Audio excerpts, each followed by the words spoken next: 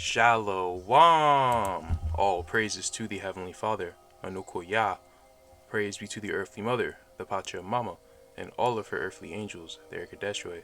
Praise be to the Holy Spirit, the Kaheh, in the name of his only begotten Son, Motsah the Lamb, unification to the nation. So guys, we're continuing our discussion on the Denisovans.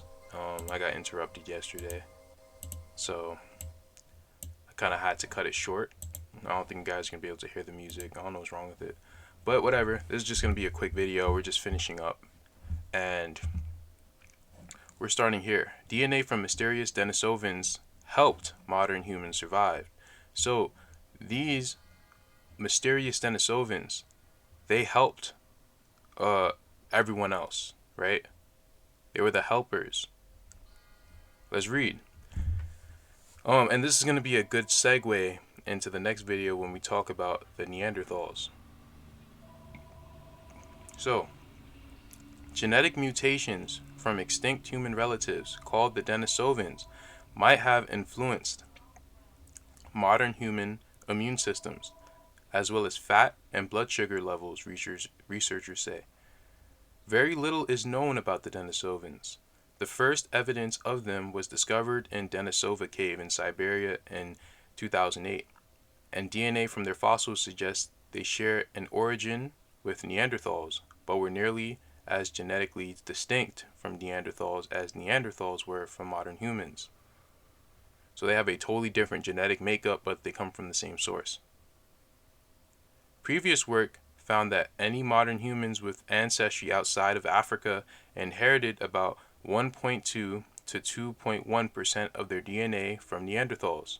In contrast, prior research suggests that substantial levels of Denisovan ancestry are found only in the Pacific islands of Melanesia.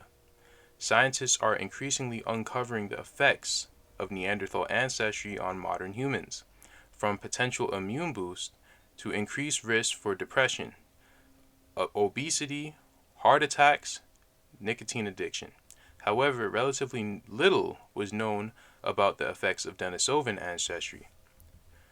We knew there was Denisovan ancestry in Melanesians, but we didn't have a map of where those Denisovan sequences were located in the genome and what they might do. Now we've mapped where those sequences are in the new study. Scientists analyzed the genomes of that many people from around the world, looking for archaic genetic information from Neanderthals or Denisovans. Research has suggested that early modern humans interbred with both groups. As expected, the populations outside Africa that researchers survey inherited about 1.5 to 4% of their genomes from Neanderthals. Aki, not our Aki, but and his colleagues discovered that, there were at least three distinct instances of Neanderthal gene flow into modern human populations.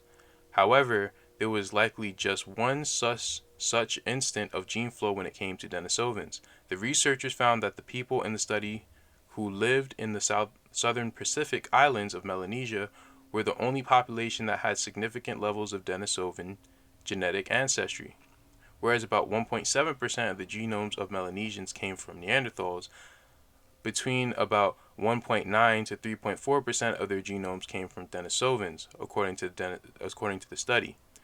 So it's either one, that the Neanderthals came over there and intermixed with them, or the Melanesians represent how the original people looked in some sort of way, right? That they are actually the birthplace, right? They're where the first parents came out of, in that area at least. Papua New Guinea possibly. Hey, I'm hot on the trail, man. I'm hot on the trail. The finding suggests that the range of the Denisovans was much larger than of the Neanderthals, extending all the way from Siberia down to Southeast Asia. It's unclear why Melanesians are the only modern human population now that has an appreciable percentage of Denisovan ancestry. The researchers also discovered that Neanderthal and Denisovan DNA was not scattered evenly in the modern human genome. Rather, it was concentrated more heavily in some regions than others, they said. This may be because in certain sections of the DNA, mixing sequences from Neanderthals or Denisovans with those of modern humans was detrimental in some way to the individuals who had those mixtures, the researchers said. Thus, over time, evolution purged those deleterious mixes from the modern genome, they added. So the mixing that occurred between the seed line of Cain, it was detrimental, as it said earlier. But they're gonna, I guess they have some sort of study that they did on Denisovan genes and, you know, what effects they may have, possibly. Well, let's see what they have to say, because I haven't even read this far yet. Aki and his colleagues also discovered that there were at least 3 distinct instances of Neanderthal genes flowing into modern human populations. However, there was likely just one such instance of Denisovan genes flowing into modern human populations. So, the Neanderthals, they kept coming in waves, but the Denisovans came in one wave. If they intermixed, it was one intermixing, and that was it. And that kind of lets you know that the Neanderthals were conquerors. They constantly conquered people, right? That's what they did. Intriguingly, the areas of the modern human genome that were generally devoid of Neanderthal or Denisovan genetic sequences are areas rich in genes linked to the brain, particularly the developing cortex and adult striatum. I don't know. The cortex is the center of higher mental function in humans, while the striatum is linked to responses to rewards. In contrast, there were a handful of spots in the Melanesian genome where archaic genetic sequences made up of 50 to 70% of those regions. For these areas of the genome, the Neanderthal or Denisovan genetic information likely held advantages that helped modern humans survive and reproduce. Let me think about what he said earlier. They said that the areas of the modern human brain genome that were genetically devoid of Neanderthal or Denisovan genetic sequences are areas rich in genes linked to the brain. Are they trying to say that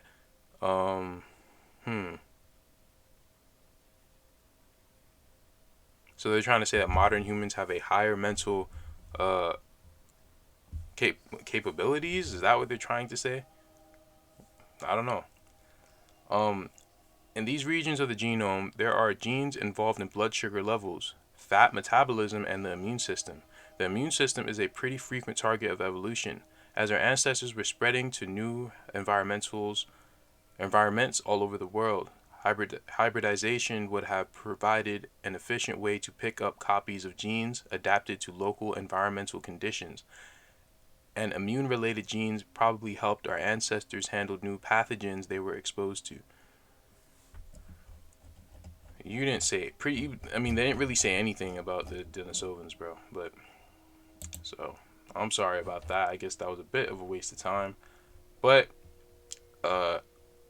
let's keep going. Let me see what I wanted to read here.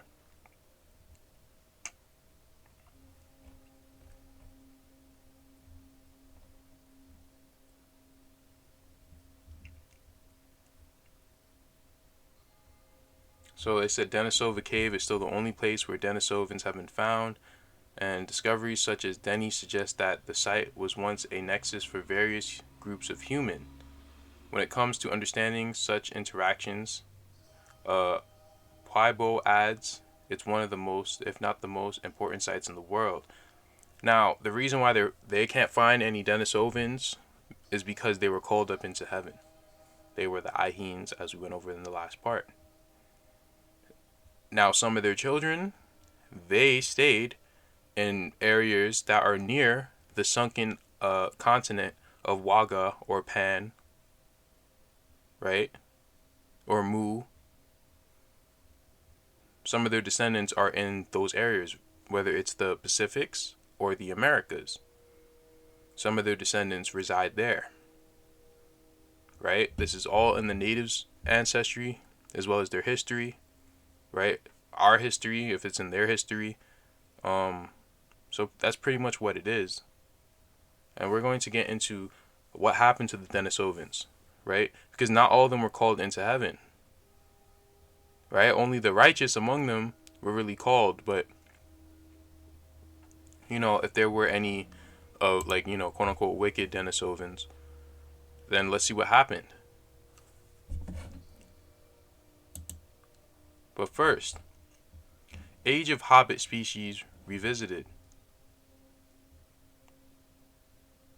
Let me see where I wanted to start. The discovery of Homo. Well, I'm not even going to say all that. But it caused a sensation because it seemed the creature could have been alive in the quite recent past.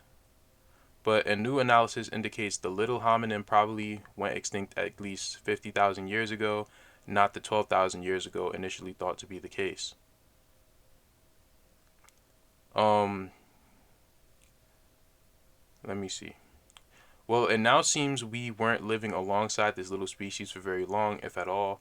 And once again, it smells of modern humans having a role in the downfall of yet another species. So there was some sort of interaction that occurred where we, quote unquote, not we, but I guess the sea line of Cain, and we're all necessarily related, so I guess you can say we. But anyway, a very long time ago, one group wiped out this other group of quote unquote hobbits that they're finding, right? This is all leading up to something, because we are going to get an Oahspe. And let me see what page this is. This is page 115. And this is chapter 2, synopsis. God, and in this book, it calls, quote unquote, God, guess what it calls him? Hija. And there's no J's, so it's Haya. That is the name for God, but that's not necessarily his personal name. His personal name has to do with love.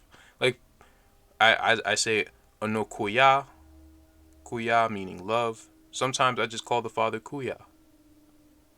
Right?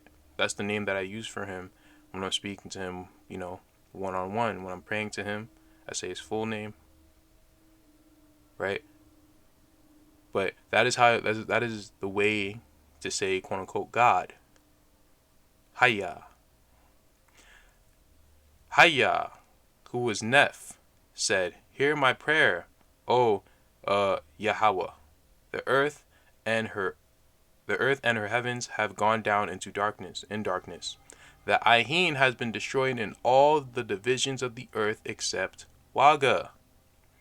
So, the Drooks, they were killing the Ahins everywhere except for Whaga, because they could not reach Whaga. Right? More than 30 billion angels were gathered on the surface of the earth, and they are too low in grade to be delivered. What shall your God do, O Father? Mortals are descending in breed and blood. They inhabit the earth as diseased vermin. Their cities are destroyed, and they live in the manner of four-footed beasts. The inspiration of your God and his angels can no longer reach them. When they die and enter these heavens, they are like festering sores on one another, billions of them. For 3,000 years I have labored with them, but the abundance of their darkness outmatches your God. What shall I do with them, O Father? How shall your God deliver so great a carcass of death? But Yahweh did not answer the prayer of Haya. And I'm guessing that's supposed to be Hamashiach or Motsah. Left him to consult with other Hayas in the higher heavens. But in Erythra, Yahweh spoke to his Orion chiefs, saying, as I try mortals, so do I try angels. I try them, so do I try my gods. forever and ever. I keep before them the testimony of an all higher. This stuff's a bit too deep for me, I'm not gonna lie to you. But now on earth it came about that the time of a generation of mortals had risen from 12 years to 80 years. Many mortals lived to be 300 years old, and they had become very large, twice the size of men in this day. And they were without judgment and of little sense, and hardly knowing their own species. And they mingled together, relatives as well as others, so that idiocy and disease were the general fate of these tribesmen, but they were large, strong, and prolific. The following is the grade of declension in the heavens and of the earth. That is including when... Alright, this stuff's a bit too deep, bro. So I'm going to keep going down. Let me see. Alright, let's just try to read this. And now the council deliberated, and after a while caused the records of the earth and her atmosphere to be examined. And they discovered that the heaven of the land of Whaga, or Pan, was beyond redemption because of the great numbers of the spirits of the cannibals and the multitude of fetals. The condition of Whaga and her heaven was as if a disease in the flesh healed over externally, leaving the root of the disease within. Accordingly, the redemption of the cycles did not remain with her, but evil broke out continually in a new way. So that's why the Most High sunk Whaga, right? That's why he sunk Pan. So Yahweh said, now I will prune the earth and her heaven. Behold, the division of Whaga shall be hewn off and cast beneath the waters of the ocean. Her heaven shall no longer be, tenable by the spirits of destruction. For I will rend its foundation and scatter them in the winds of heaven. Go, therefore, down to the earth and provide nets and vanchas for receiving the spirits of darkness, and for receiving the spirits of mortals who shall perish in the waters. Also provide a place in my exalted heavens suitable for them. And you shall put walls around them in heaven so they cannot escape, and can be weaned from evil. And when you have come down to the earth and its heavens, acquaint my God and his lords with my decree, and say to them, thus says Yahweh, behold, I will sink the land of Whaga beneath the waters of the ocean, and her heaven I will carry away to a place in my firmament, where she shall no longer engulf my people in darkness. And Yahweh says, go, O God of heaven, and you, O Lord of Whaga, down to my chosen, the Ahines, and say to them, thus says the Great Spirit, behold, I will sink the lands of the earth beneath the ocean, because of the evil of the spirits of darkness. Hear me, O my chosen, and heed my commandments. Begin now, all hands, and build ships in places, even in the valleys and on the mountains, and let my faithful gather together within the ships, for my hand is surely stretched over the earth. So the Most High sunk this land, and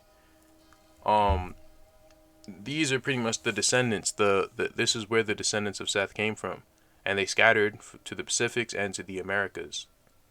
That's what occurred, right? What else was I gonna say? Oh yeah, and everyone else, they were pretty much killed. A lot of these different tribes of Ahines, or Denisovans, they were exterminated, as we just read in that article. And that's pretty much what happened. So I think that's going to be it for the discussion on the Denisovans. Of course, you can always find more and more and more. But that's going to be it for this time. And stay tuned to the next one. May peace be with you. Selah Kalah.